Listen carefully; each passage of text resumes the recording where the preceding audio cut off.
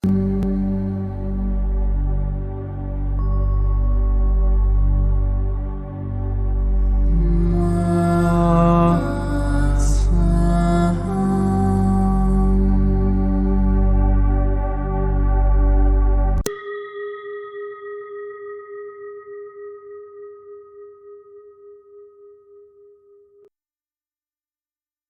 qui suit est la transcription d'un échange entre Mathias de Stefano, désigné ici comme moi, et son soi supérieur, désigné comme je suis. Dans cette capsule, la voix féminine incarnera le moi, tandis que la voix masculine représentera le je suis. Cette conversation, intitulée Mercure, a été réalisée le 22 février 2021. Aujourd'hui, je me suis réveillée les larmes aux yeux. Ce que j'ai expliqué hier est devenu réalité pour moi. J'ai rêvé de ce que mon subconscient semble désirer, de ce que mon âme réclame. C'était un endroit magnifique, une vallée, comme je n'en avais jamais vu auparavant, où tout ce que j'aime était visible. Des vallées, des montagnes, des forêts, des rivières et des ruisseaux se jetant dans une mer scintillante au loin. Et dans une vaste prairie, une maison, si belle qu'elle réchauffait mon cœur. Je suis arrivée en volant, mais avec mon propre corps, en battant des bras comme un oiseau, en évitant certaines zones où l'on pouvait voir des ours. En arrivant, je me suis sentie chez moi pour la première fois. J'ai regardé depuis le porche et j'ai pris une grande inspiration. J'ai soupiré, sachant que c'était là, ma place. Quand je suis allée dans la chambre pour dormir, quelqu'un était là, endormi dans le lit. Je l'ai vu. Et même si je ne le connaissais pas, j'ai su que c'était l'amour de ma vie. Je me suis sentie un peu distant, car ma conscience le voyait comme un étranger. Mais je me suis couchée quand même. Il m'a enlacée par derrière en me demandant comment ça s'était passé. Et à ce moment-là, je me suis sentie chez moi. Nous avons pris le petit déjeuner ensemble, pendant qu'il me racontait des anecdotes et que nous rions tous les deux. Pendant un instant, j'ai ressenti la perfection. J'ai senti que tout ce que j'avais recherché dans ma vie se résumait à cette image. En tant que commentateur, je pourrais dire que tout était trop taurin à mon goût, à l'opposé de ma vie idyllique. Et puis mon subconscient a riposté. Au-dessus des collines, un commando ressemblant au FBI ou quelque chose du genre est apparu, et avec des armes, comme des flèches, ils ont fait irruption dans ce paradis, tirant pour nous capturer avec une telle efficacité que leur premier tir a transpercé la poitrine de mon compagnon, le tuant devant moi. Soudain, je suis entré en état de choc, incapable de bouger, acculé contre le mur, tremblant. Ils ont commencé à détruire la maison, et j'ai alors décidé de m'enfuir. Je me suis échappé par le ruisseau, et j'ai traversé la forêt, en courant, droit vers les ours, pour qu'ils me protègent de cette escouade qui avançait. J'ai passé des jours à essayer de survivre, mais j'avais perdu le sens de la vie. Tout ce que j'avais toujours recherché était là, et avait été détruit, éliminé, sans retour possible. Il n'y avait donc plus aucun sens à essayer de survivre. Je me suis donc rendu, marchant sans but devant la prison. Ils m'ont habillé d'une manière étrange et solennelle, et m'ont enfermé dans une cellule sans fenêtre, très petite, sans lit ni salle de bain. Je m'y suis assis, tandis que je voyais d'autres personnes être enfermées dans le même espace. Je suis resté là, dans l'ombre d'un coin, et j'ai ressenti l'angoisse la plus forte que j'avais jamais éprouvée dans un rêve, et je pleurais. Je ne pouvais pas m'arrêter de pleurer. Et dans ces mêmes pleurs, je me suis réveillée, les yeux et les joues mouillés, ici et maintenant. Quel était le message selon toi? Je ne sais pas vraiment. J'ai réalisé que mon âme attend quelque chose de très différent de ce que mon corps et mon esprit expérimentent et désirent. Que c'est mon combat intérieur constant, me reconnaître libre, son point fixe. Et en même temps, ce qui me rend calme, c'est l'idée de vivre une vie qui m'échappe, qui n'est pas pour moi aujourd'hui. Pourquoi penses-tu qu'elle n'est pas pour toi? Mon subconscient me rappelle qu'il est venu pour mener un combat pour la liberté, que la plupart des gens perdent tout, qui se sentent prisonniers d'un monde de limitations et que je ressens la même chose. Nos rêves sont entravés par des forces qui empêchent les choses de se passer comme nous l'espérons. Peut-être que mon rêve était trop exagéré pour pouvoir me montrer cette dualité. Je sens que si je ne voyais pas le revers de la liberté et de l'harmonie, je ne chercherais pas à trouver les moyens de nous libérer tous de cette prison dans laquelle nous nous sommes enfermés. Car c'est moi qui me suis livré. Ton subconscient t'a montré aujourd'hui les deux facettes de toi-même. Ton compagnon n'est rien d'autre que cette autre partie de toi que tu rejettes. Celle qui souhaite mener une vie tranquille, normale, sans autre but que de profiter. C'est cette partie affectueuse, familiale, amicale, qui t'embrasse après tes voyages, qui t'attend dans ce lieu de beauté en toi. C'est ton propre paradis, où tu trouves le véritable amour de partager avec toi-même. Et c'est ton propre esprit qui cherche toujours à détruire cette idée. Car la perfection n'a pas d'action, d'évolution, de mouvement. Ton être a besoin de courir. Il cherche toujours à créer un conflit, dans le but de se sentir vivant, utile. L'aventure nourrit cette partie de toi qui fuit constamment son axe et qui se livre à la prison de la structure, se limitant à des actions qui t'enferment dans ton propre esprit. Comment puis-je m'en sortir? La question n'est pas de savoir comment, la question est de savoir si tu veux vraiment t'en sortir, car la prison est dans ton esprit et le désir est dans ton cœur. Comment faire la différence entre trouver la liberté et abandonner mon objectif? Parce que soyons honnêtes, j'ai passé toute ma vie à concevoir ce que je fais actuellement, et je sais qu'à partir d'aujourd'hui, il me reste encore un an à accomplir cet objectif qui me lie. Tu as pris ton objectif comme une prison, alors qu'il est ta liberté. Tu dois simplement te rappeler que tu es la clé et que la porte vers les libertés se trouve uniquement à l'intérieur. L'extérieur n'est qu'une projection de ce que tu vis à l'intérieur. Tes échecs émotionnels ne sont rien d'autre que ton propre échec à t'aimer toi-même. L'abandon de soi au service des autres. Le verso te provoque cette tachycardie qui fait que la flèche de l'ennemi que tu as inventée transperce le cœur de ton amant. Tu t'en rends compte?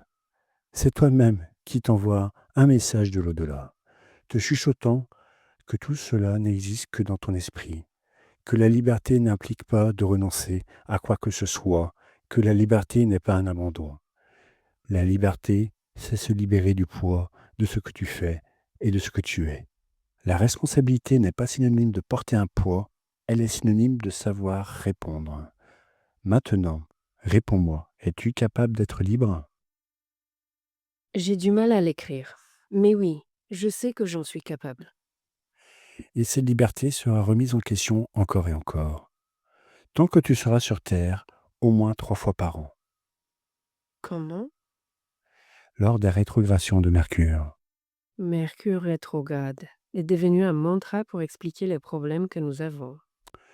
Mercure est une petite planète rocheuse, la plus proche du Soleil. Sa surface est si chaude que rien ne pourrait y vivre.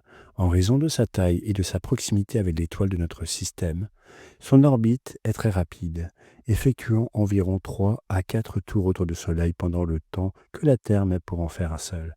C'est-à-dire que son année dure 88 jours.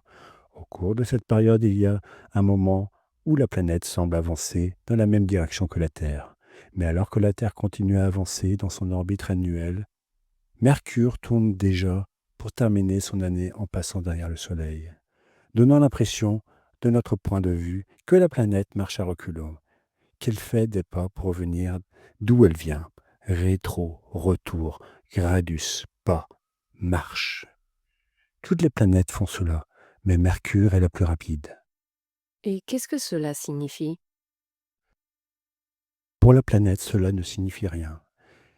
Mais pour notre façon de voir le monde, cela signifie que tout ce que cette planète représente pour nous revient en arrière et donc recule, devient contraire à son objectif, réveillant les aspects négatifs de cet être. C'est pourquoi si Mercure est la planète de la communication, lorsqu'elle rétrograde, toutes les communications échouent et nous ne comprenons plus. C'est exact. Et quel est le rapport avec mon rêve? Que tu as vécu exactement les deux facettes de ce que signifie pour toi la liberté. D'un côté, Te sentir libre de l'autre, lutter pour ta liberté. La rétrogradation est un processus naturel dans tout cycle, cercle, orbite. Dans chaque processus, il y a un moment de rétrogradation avant de repartir en avant. Et ce processus est si négatif et tragique qu'il devient extrêmement positif. Comment cela se passe-t-il? Eh bien, la régression équivaut à revenir en arrière, dans le passé, à faire le point sur tout, à revoir les situations, les émotions, les croyances, les attachements, les attentes, les pensées, tout. C'est un moment de chute, de crise, du conflit, qui va à l'encontre du but recherché. Et pourtant, c'est ce qui vous fait repenser les formes. C'est ce qui vous rappelle que vous devez tout revoir pour pouvoir avancer en spirale, sans que cela ne devienne une ligne droite sans sens. Car souviens-toi que ce qui se déplace en ligne droite perd toute sa force d'inertie, et ce qui se déplace en cercle, en ellipse et en spirale retrouve plus de force à chaque tour, à chaque virage. Oh, je comprends, c'est logique. C'est pourquoi c'est dans les crises que nous comprenons le mieux et que nous grandissons le plus. Et Mercure est le maître qui nous fait pratiquer cela 3 fois par an. Une fois pour notre corps, une autre pour notre âme et une autre pour notre esprit. Mercure est donc le messager qui apporte la conscience du soleil et nous examine à chacun de ses tours. Ces paroles se font entendre dans le vent, laissant ces messages à tous ceux qui veulent les entendre. Tel un oiseau, il sillonne les cieux, tel une flèche. Près du soleil, il devient son porte-parole, communiquant ses vérités. Mais pourquoi cette planète porte-t-elle ce concept et ce nom? Mercure est la planète qui tourne le plus rapidement autour du soleil.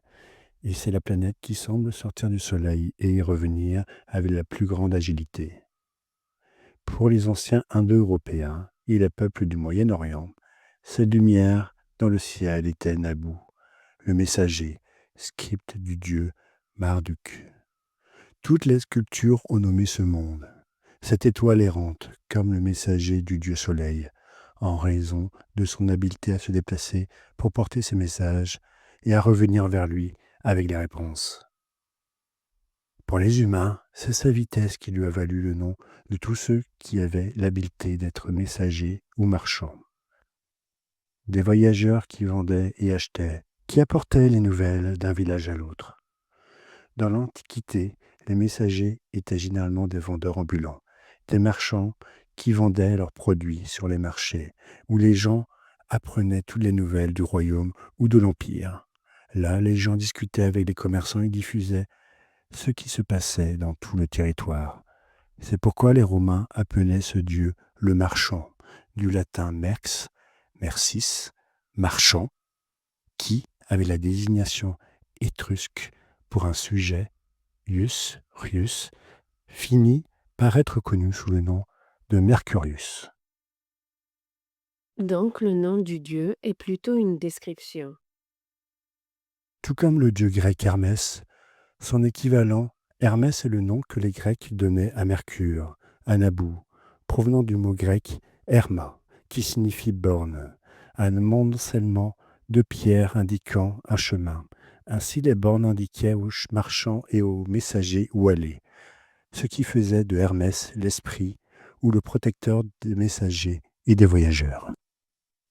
Le dieu Hermès est Thoth pour les Égyptiens, Jahut pour les anciens Atlantes, non pas un dieu, mais un grand prêtre. Djaout était un Atlante, oui, maître, architecte, médecin, mathématicien, astronome, un sage qui a résumé l'univers en quelques modèles, tels que la géométrie et les lois universelles, que nous avons déjà vus au cours des mois précédents.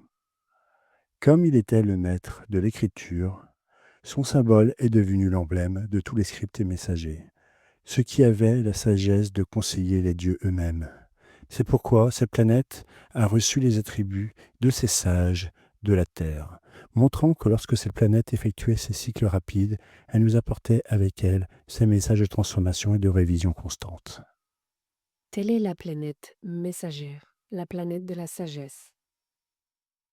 C'est la planète qui apporte des questions et des réponses, qui vous fait découvrir les vérités du cosmos puis les remet en question. Sa présence, marchant dans la même direction que vous fera découvrir l'importance d'apprendre, de savoir, de communiquer, de trouver la vérité, d'étudier, de lire et d'écrire, de vous développer, de concevoir, de construire, de concrétiser par l'interaction.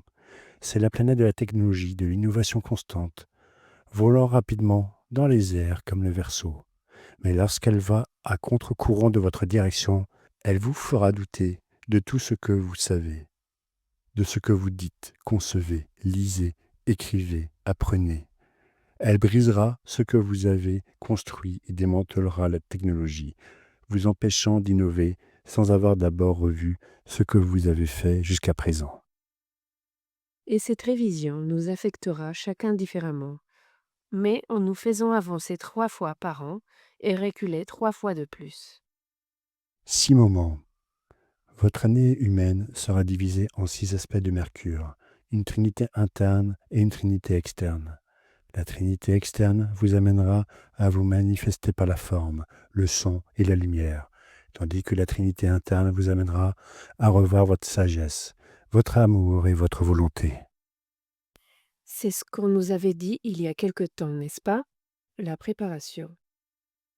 C'est exact. Notre premier rendez-vous de connexion planétaire aura lieu le 22 août 2021. Donc, à partir d'aujourd'hui, chaque mois restant, nous devrons aligner spécialement l'un de ces attributs chaque 22. Le 22 février, la sagesse. Le 22 mars, l'amour. Le 22 avril, la volonté. Le 22 mai, la forme. Le 22 juin, le sang. Le 22 juillet, la lumière. Et c'est ainsi que Mercure nous a donné notre tâche, construire la grande Merkaba de tous ceux qui sont dans le réseau. C'est donc aujourd'hui que commence le premier examen, revoir notre sagesse. Comment allons-nous faire? Permets-toi simplement d'écouter le message. Mercure a cessé de rétrograder, et aujourd'hui il revient en force. Laisse le message t'atteindre, et à partir d'aujourd'hui, jusqu'au 22 mars, la sagesse devra être repensée étape par étape. Je suis le messager et le message. Tous les êtres que je suis parlent à travers moi. Le message des dieux vit en toi. La façon de les entendre est de chanter ta chanson, de prononcer tes mots. Dis-le, et leurs voix résonneront en toi. Je suis.